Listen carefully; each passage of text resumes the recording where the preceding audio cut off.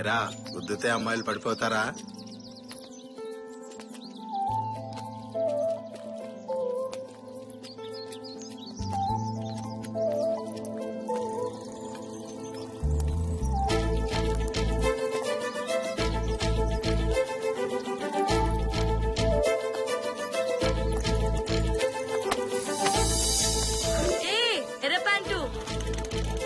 ఒక్కసారి గుద్దితే లవ్ పుడుతుందని తెలీదా నీకు?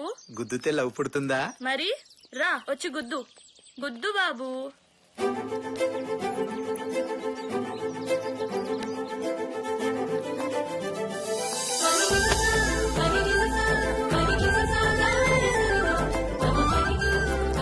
అన్నా సిగ్గా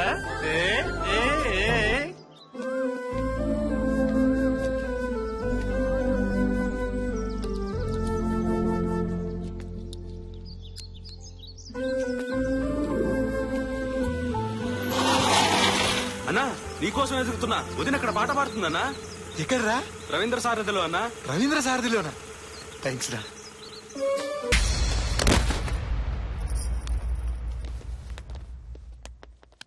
నీలు నీలు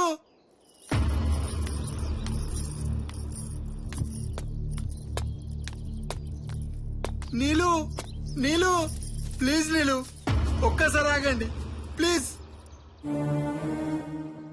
మీకెందుకు కోపం వచ్చిందో నాకు అర్థం కావడం లేదు. నేను చేసిన తప్పేంటి?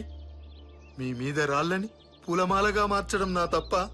మీ పరువు కోసం నా నృత్యాన్ని అరువుగా మీకు ఇవ్వడమే నేను చేసిన నేరమా? ప్లీజ్ ఎందుకు కొట్టారో చెప్పండి. నృత్యాన్ని నువ్వు ఒక అరువు అనుకుంటున్నావు చూడు, అదేరా మన దేశం కరువు. కరువు కరువు అసలు నృత్యం అంటే ఏంటో తెలుసా నీకు? నాట్యానికి మరో నిర్వచనమేరా నృత్యం అంటే. ముఖ్యంగా కూచిపూడి, భరతనాట్యం, భోజ్పురి, ఛత్తీస్గఢీ లాంటి నృత్య కళలే మన భారతీయుల సొత్తు. ఈ దేశంలో ఆకలేస్తే అమ్మ అనాలి, కానీ ఆ దేశంలో ఆకలేస్తే బేరే నీకు అమ్మ అనాలి. ఒక భారతీయుడిగా పుట్టి ఈ భరతమాత విలువ నీకెప్పటికీ అర్థం కాదు. ఒక అరవింద్ స్వామి, ఒక సంతోష్ పండిత్, ఒక గౌతమ్ ఘోష్, ఒక ఓబుల్ రెడ్డి ఇలాంటి గొప్ప గొప్ప నృత్యకారులు పుట్టిన ఈ దేశంలో నువ్వు పుట్టడం మా దురదృష్టం. అదే నీ అదృష్టం. నీ తల్లి నిన్ను 9 నెలలు మోసింది, కానీ ఈ భూమి తల్లి నిన్ను 60 ఏళ్లు మోస్తుంది. 9 నెలలు మోసిన తల్లికి తల కొరివి పెట్టి రుణం తీర్చుకుంటే ఈ భూమికి ఏ స్థాయిలో కొరివి పెట్టాలో ఆలోచించుకో. నీలు ఇంకేం చెప్పకు, కుదిరితే కనపడకు, వీలైతే వినపడకు, మొత్తానికి మాట్లాడకు.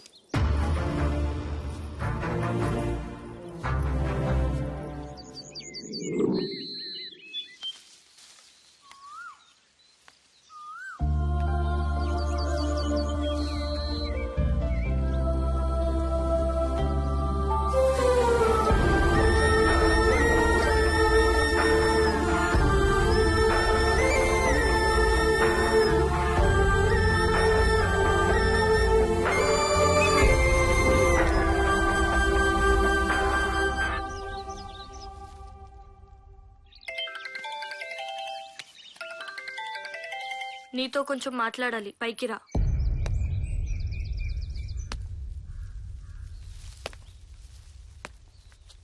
ఎందుకు సంపూర్ణ ఇలా వేధిస్తున్నావు? నేనేం పాపం చేశాను? ఏం కావాలి నీకు? నన్ను క్షమించాడు. చూడు సంపు, నీకు భారతీయత, నృత్యం గురించి చెప్పడమే నా ప్రయత్నం, ఆశయం. ఆ ఆశయంలో నీకేమైనా గాయాలు తగులుంటే నన్ను క్షమించు. చూడు నీలు, జీవితంలో ఒకటి గుర్తు పెట్టుకో. చేప సముద్రంలో బ్రతికినంత మాత్రాన దానికి ఉప్పు రుచి గురించి తెలియాలని రూలేమీ లేదు. అలాగే నేను ఈ దేశంలో పుట్టాను. 9 నెలలు మోసిన నా తల్లి మొహమే నాకు తెలియనప్పుడు ఇన్నాళ్ళుగా మోస్తున్న భరతమాత మొహం, ఆమె గొప్పతనం నాకెలా తెలుస్తుంది? నీకు తల్లి లేదా? ఉంది, కానీ ఆమె ఎలా ఉంటుందో నాకు తెలియదు. మరి తండ్రి? అతను ఎలా ఉంటాడో నా తల్లికే తెలియదు. మరి ఎలా పెరిగావు? రైల్వే స్టేషన్ లో పేపర్లు ఏరుకుంటూ బ్రతికేవాన్ని. దాహమేస్తే కన్నీళ్లు ఉగ్గిన్లో పోసుకొని దాంతో దాహాన్ని తీర్చుకునేవాన్ని. ఒంటి మీది బట్టలకు నిప్పంటించుకొని ఆ వెలుతురులో చదువుకునేవాన్ని. పొద్దున్నే ట్రైన్ లో ప్యాసింజర్ల దగ్గర పళ్ళు తుమ్ముకుంటానని టూత్ పేస్ట్ అడుక్కొని దాంతో కడుపు నింపుకునేవాన్ని. అలా కష్టాలు పడుతున్న నాకు ఒక రోజు ఒక పెద్దాయన కలిసి ప్రతి మనిషిలో టాలెంట్ ఉంటుంది, అదేంటో ఇన్వెంట్ చేయాలన్నాడు. ఆ రోజు నుంచి నేను సశక్తితో ఎదిగాను. ఎలక్ట్రిక్స్ లో నాకున్న పట్టును ఈ లోకానికి చాటాను. ఇంత పెద్ద మహానగరంలో పెద్ద పెద్ద ఇంజనీర్లకు సైతం అంతుపట్టని సమస్యలు నేను తీర్చాను. అయినా ఏదో లోటు. ఈ సంపు జీవితంలో సంపంగి పువ్వులా నువ్వు వికసించే వరకు. ఏమంటున్నావు సంపు? నా వెనకాల ఎంతో మంది అమ్మాయిలు పడ్డా నేను మాత్రం నీ వెనకాల ఎందుకు పడుతున్నానో తెలుసా? నీ రూపం ఆపం, నీ నవ్వు పుష్పం, నీ ప్రేమ వడగాలి, నీ చూపు చిరుగాలి. నేను నిన్ను ప్రేమిస్తున్నాను నీలు. పర్వాలేదు, టైం తీసుకుని ఆలోచించి చెప్పు. నీ అంగీకారం కోసం ఎదురు చూస్తుంటాడు ఈ సంపు. ఆలోచించడానికి ఏం లేదు సంపు. నేను నిన్ను ప్రేమించడం లేదు.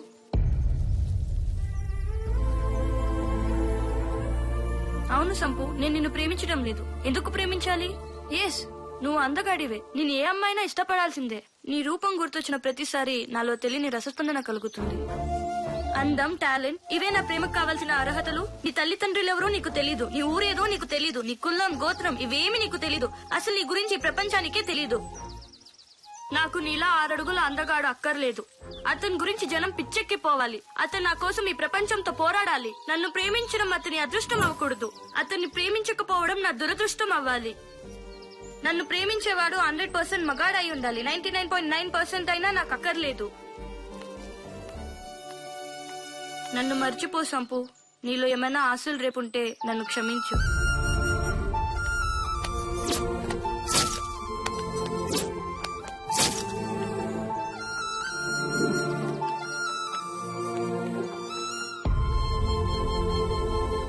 ఎందుకు ప్రేమించాలి?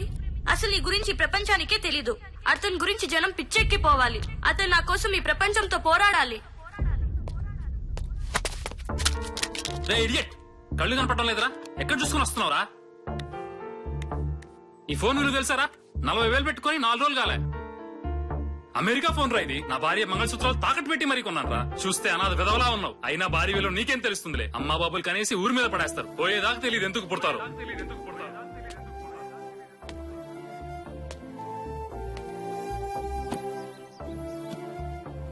ఇంతేరా, ఇంతే. ఈ దేశం ఇంతే, మన బ్రతుకులు ఇంతే. ఇక మన జీవితాలు మారవురా. మొన్న సి అన్నాడు, నిన్న C++ అన్నాడు, ఈ రోజు జావా అన్నాడు, రేపు బావా అంటాడు. కడుపు మండిపోతుందిరా. తెల్లవారితే కొత్త సాఫ్ట్వేర్ కనిపెట్టడం, అది నేర్చుకునేందుకు మన డబ్బంతా దోచేయడం. ఇప్పుడు మళ్ళీ కొత్త కంప్యూటర్ ఎక్కడి నుంచి కొనమంటావు? నాకు ఆత్మహత్య చేసుకోవాలనిపిస్తుందిరా. ఊరుకోండి అన్న, ఊరుకోండి. మన సాఫ్ట్వేర్ బతుకులు ఇంతే. ఇంజనీరింగ్ చదివేటప్పుడే ఆలోచించాల్సింది. ఎప్పుడో ఎవడో ఒకడు జనం కోసం పుడతాడు. వాడి కోసం జనం మాట్లాడుకుంటారు. ఆ మగాడి కోసం మనం ఎదురు చూడాలి. అప్పుడు కాని మన బతుకులు మారవన్నా.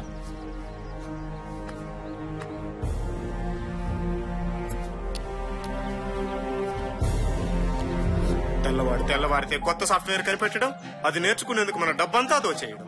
ఇప్పుడు మళ్ళీ కొత్త కంప్యూటర్ ఎక్కడి నుంచి కొనమంటాం? అన్నా, మీరేంటి ఇక్కడ? ఎరా శాస్త్రి, ఏంటిలా ఎలా ఉన్నావు? మీ దయ వల్ల బాగున్నానన్నా. చాచా, నా దయ ఏంట్రా, నీ కష్టార్జితం. భలే వాడివన్నా. టెక్నాలజీ రాబోతుందిరా అని చెప్పి టెస్టర్ పట్టుకుని నా చేతుల్ని టెస్టింగ్ టూల్స్ వైపు నడిపించావన్నా. ఇంటర్నెట్ కేఫ్ పెట్టుకుని కొద్దిగా సెటిల్ అయినన్నా. ఇంటర్నెట్ కేఫ్ అంటే చాయ్ సమోసా బిస్కెట్స్ అమ్ముతారు అన్నా. అది ఇంటర్నెట్ కేఫ్, చాయ్ సమోసా కేఫ్ కాదు. అంటే అక్కడ ఏం చేస్తారు? ప్రపంచం మొత్తం అక్కడే కూర్చొని చూడొచ్చు. ఇదిగో, ఇది లేటెస్ట్ మోడల్. ఈ మధ్యనే మార్కెట్ లోకి వచ్చింది. రాకెట్ కన్నా స్పీడ్ గా పనిచేస్తుంది. సినిమాలు, కరెంటు బిల్లులు అన్ని ఇందులో ఉన్నాయన్నా.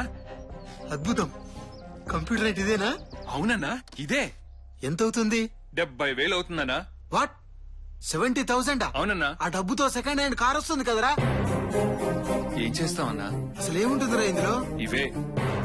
ఏంటి, ఈ కెపాసిటర్ కండక్టర్లు పెట్టి 70,000 అమ్మేస్తున్నారా? దారుణమైన మోసం. అవునన్నా, అడిగే వాళ్లే లేరు. వీటిని తయారు చేయడానికి 2,000 కూడా కాదు, వేలకు వేలు దోచుకుంటున్నారు. మీరు ఎందుకు అడగట్లేదురా? ఏం అడుగుతావన్నా? ఎక్కడో తెల్లవాడు తయారు చేసి పంపిస్తున్నాడు, ఇక్కడ వాళ్ళు అమ్మేస్తున్నారు. ఏంటి తెల్లవాడా? భారతీయ కంపెనీలు ఏం తయారు చేయట్లేదా? లేదన్నా. ఎందుకు? అసలు ఈ ప్రశ్న ఎవరు వేసుకున్నట్టు లేదన్నా. మన వాళ్ళ దగ్గర టాలెంట్ ఉన్నా ఎందుకో తయారు చేయట్లేదన్నా. అన్నా, మీలాంటి జీనియస్ లో ఆలోచించాల్సిన టైం వచ్చిందన్నా. సరే అన్నా, నేను వెళ్ళొస్తా. మంచి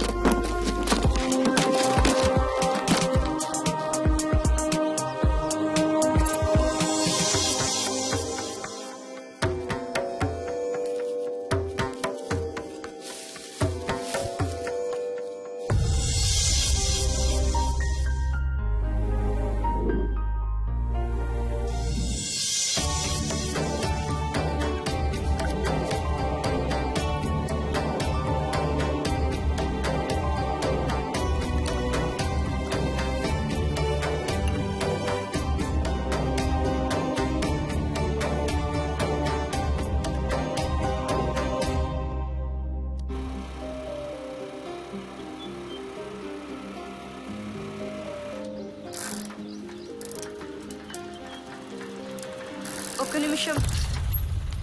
ఏం కావాలి? సంపు ఎక్కడున్నాడు? ఆ పేరు గుర్తుందా ఇంకా నీకు? ప్లీజ్, ఏదో పొరపాటున. పొరపాటు కాదు, అలవాటు. భారతీయత సంస్కృతి అని చెప్పి అన్నను అవమానించావే, సాటి మనిషిని అవమానించటమా భారతీయత? లేదా ప్రేమించిన వాడు మనసు తెలుసుకోకుండా బాధ పెట్టడమా సంస్కృతి? అసలు అన్న గురించి నీకేం తెలుసని? అమ్మా నాన్న లేక రోడ్ల మీద తిరుగుతున్న మమ్మల్ని చేరదీసి పెంచాడు. ఎవరైనా అరిటాకులు పప్పు వేసుకుని తింటారు, కానీ మా ఆకలి చూడలేక ఆ అరిటాకుతోనే పప్పు ఉండి మా ఆకలి తెచ్చిన రోజులు చాలా ఉన్నాయి. తను టీలమ్మి మాకు టీకాలు వేయించాడు. ఆకలిస్తే అమ్మలా ఆదరించాడు, నకరాలిస్తే నాన్నలా మందలించాడు. అలాంటి మనిషినా నువ్వు అవమానించింది? నీకు 100% మగాడు కావాలన్నావే, ఆ 100లో కూడా 2 సున్నాలున్నాయి. అయినా అన్న 100 కాదు, 1, నెంబర్ 1. మగాడికి మీనింగ్ డిక్షనరీలో రాయాల్సి వస్తే అక్కడ ఒక సంపూర్ణేశ్వర అన్న పదం తప్పితే సృష్టిలో ఇంకే పదం సరిపోదు. అన్న నీకు కనిపించడు, మర్చిపో. తప్పు చేశాను, నన్ను క్షమించమని నా సంపుని అడగాలి. ఎలాగైనా సంపు ఎక్కడున్నాడో చెప్పండి. ఇలా బతకడం కంటే చావడం మేలు అనిపిస్తుంది. కళ్ళు మూస్తే కలలో ఉన్నాడు, కళ్ళు తెరిస్తే కళ్ళ ముందున్నాడు. తనని చూడకుండా ఒక్క క్షణం కూడా ఉండలేను. ప్లీజ్, ఎక్కడున్నాడో చెప్పండి. ఎక్కడైతే నువ్వు అన్నని చెంపదెబ్బ కొట్టి అవమానించావో అక్కడే యావత్ భారతం ఆయన్ని సత్కరిస్తుంది. తనని నేను ప్రేమించాను. తన గురించి ప్రపంచం గొప్పగా మాట్లాడాలని నా కోరిక. నిజమా వదిన? అయితే వెళ్ళండి వదిన. అన్నయ్యకి ఈ విషయం తెలిస్తే చాలా ఆనందపడతాడు. త్వరగా వెళ్ళండి. థ్యాంక్స్.